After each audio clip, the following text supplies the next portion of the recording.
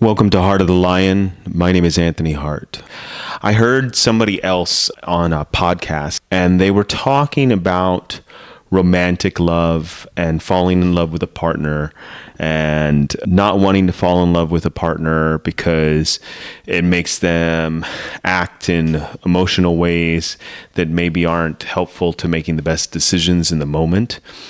And having never fallen in love, or maybe only ever once and not wanting to. And it was interesting to hear that idea about love. In my opinion, that kind of love that they were commenting on, the kind of love when you meet somebody new and it's exciting and you guys are feeling romantic towards each other and you can't stop thinking about each other. It's hard to sleep. You just constantly want to be together. You want to constantly be in contact and in touch with each other.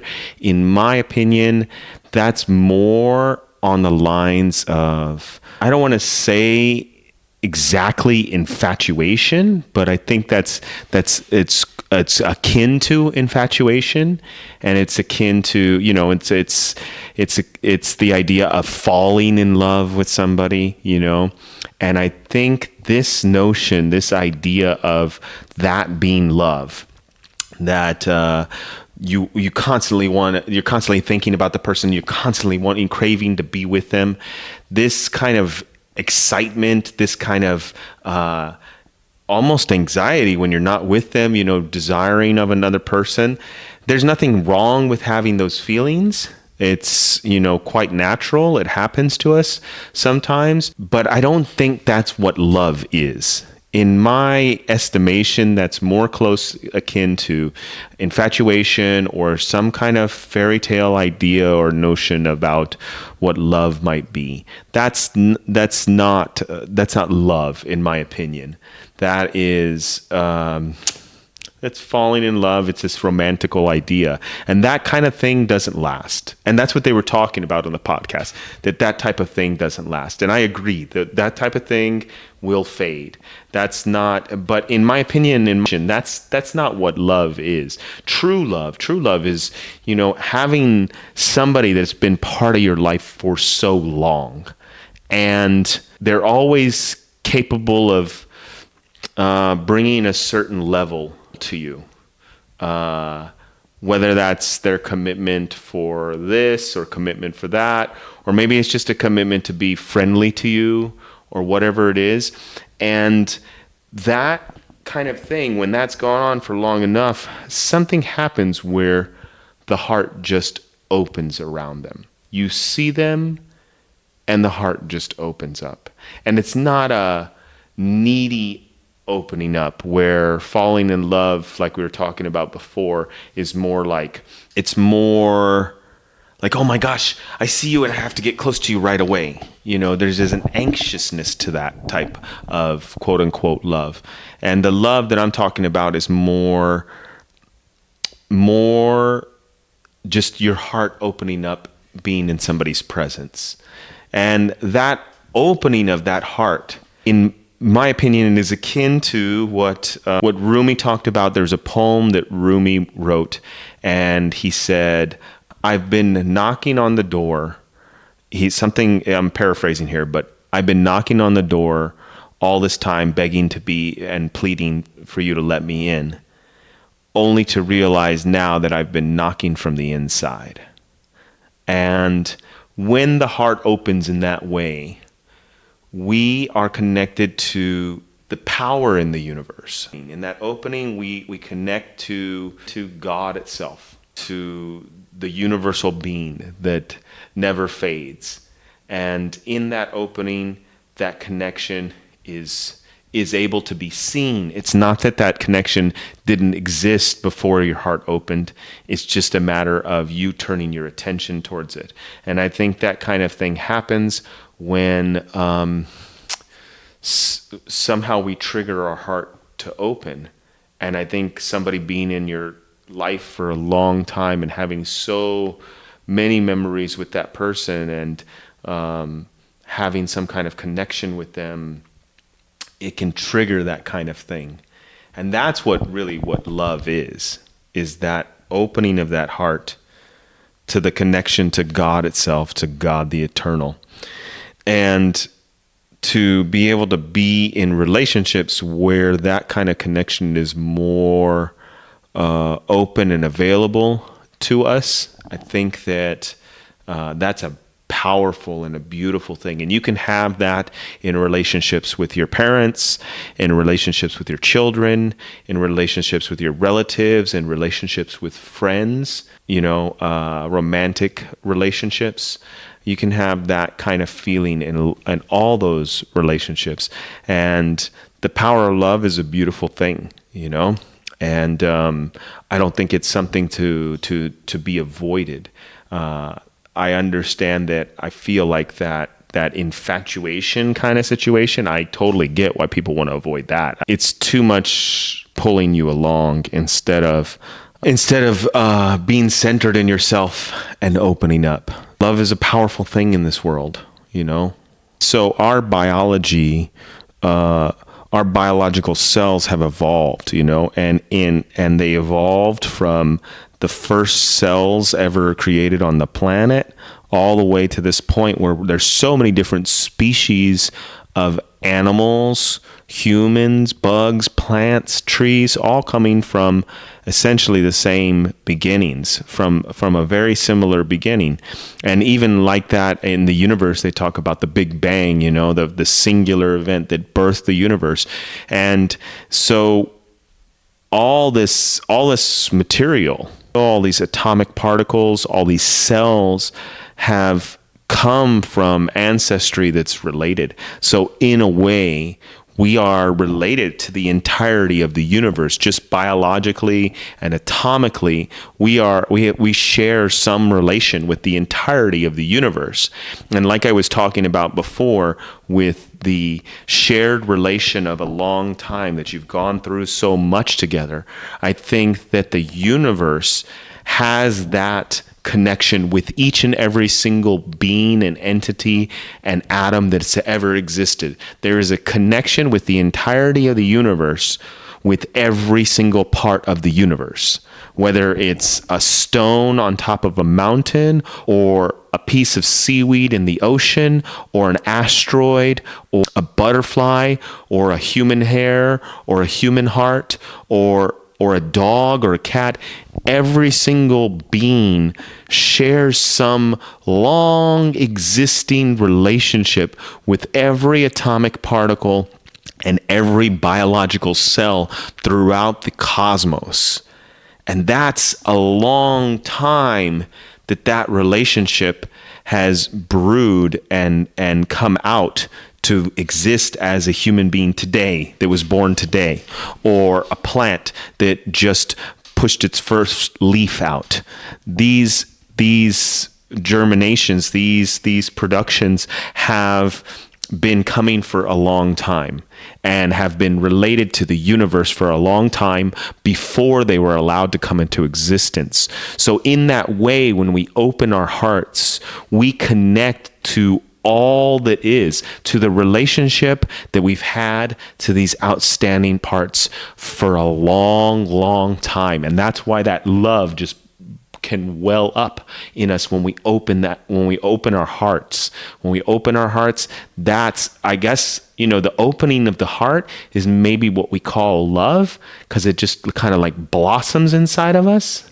But it's really the opening to the connection, the sacred, beautiful connection to all that is. And there are things that can trigger us in that. And also that doesn't just happen on this biological, atomic connection to the mundane existing reality. There's a spiritual component to it as well. And there's a spiritual connection. There's a spiritual energy. That's the way I understand is there's a spiritual energy in all things, in all atomic particles, all beings, all entities. There's a spiritual energy, and that connection is there as well. not just the mundane manifest, but the connection, the spiritual connection. And that connection has also been evolving and brewing and getting to this point where we are today with our spirit, with our understandings, with our connection, And so when we open our heart, that facilitates the connection being made aware of inside of us. And that's really what love is the connection to all things, us turning our gaze to the connection of all things, us taking off glasses that filter out the innate feeling of connection to all things, or connection to the source of spirituality. And so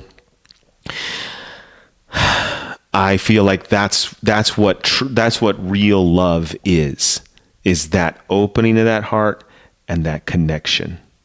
And that's a powerful and beautiful thing to have in your life.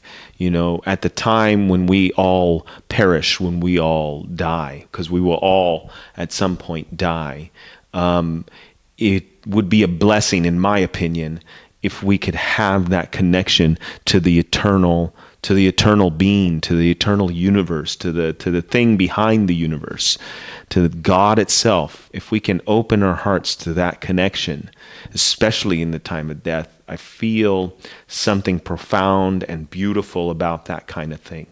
And so I think that's what the spiritual faiths talk towards a lot of the time as well. Anyways, I just wanted to say that's my understanding of what love is. But sometimes when people are talking about that, they talk about love as if it's only this thing that you experience when you're a high school kid and you get your first boyfriend or girlfriend and you're just head over heels and you can't wait to call them and you can't sleep at night and you're always thinking about them and you kind of stop paying attention to your reality and all you can think about is that person. To me, that's more akin to being infatuated, and that has nothing to do, it doesn't have anything to do with real love. And I think, maybe there's some reason that people want us to think of that kind of love and not think of the spiritual kind of love, because the spiritual kind of love is extremely empowering. And if you can develop that kind of spiritual love that happens with your family, with your mother, with your father, with your children, with your brother, with your sister, with your husband, with your wife, if you can develop that kind of love with those kinds of people, you become powerful. If you can develop that kind of love with the universe itself, if you can feel that kind of love when you look at a mountain, if you can feel that kind of love when you look at the ocean, if you can feel that kind of love when you look at a river, a lake, a stream, the stars in the sky, the sun, the clouds, the blueness of the sky, the cold, snowy winter, the rain, the darkness, the lightning, and the thunder. If you can feel that connection in all kinds of ways, in all kinds of determinations, when hopes are down and stuff has gone wrong, if you can feel that kind of spiritual love, you become extremely empowered in the situation.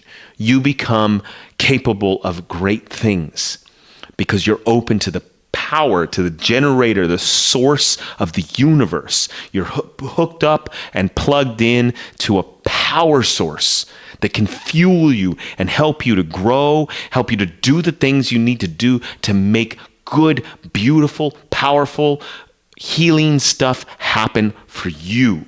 And I think maybe there's a reason that the focus is only on this kind of romantical infatuation and not on this super empowering, plugged into the universe source of energy. And that's a powerful thing. So feeling that kind of love, developing a bond and a relationship with that kind of heart-opening experience in all kinds of situations can be incredibly powerful and can be something that empowers you in your life. And when we talk about love, it kind of saddens me a little bit that it's relegated to this romantical infatuation and not to this powerful, enduring connection to the universe.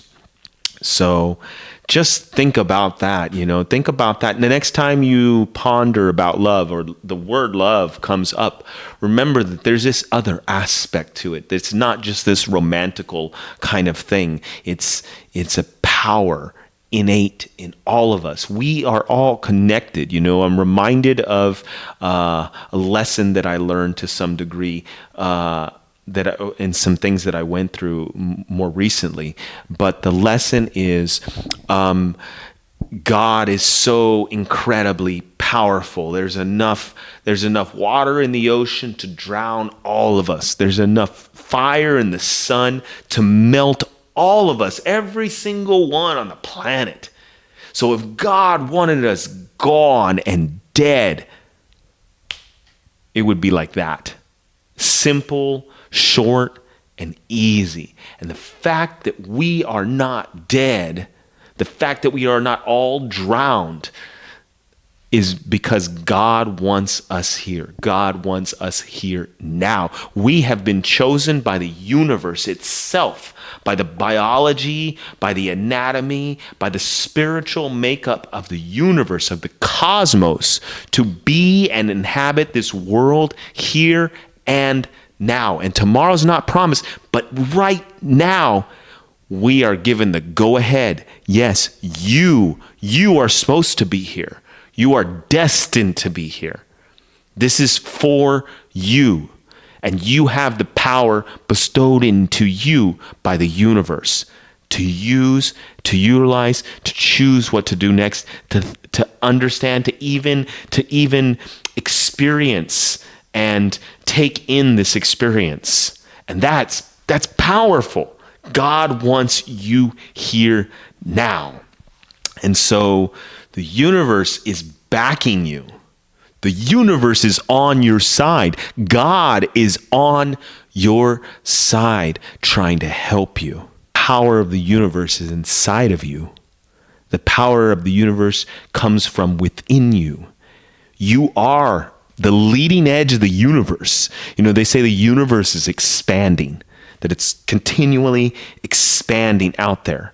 Well, the truth is that the biology comes from the universe, and the biology is part of the universe, and the biology has been pushing forward for forever, also expanding, a spearhead of the universe, expanding ever forward.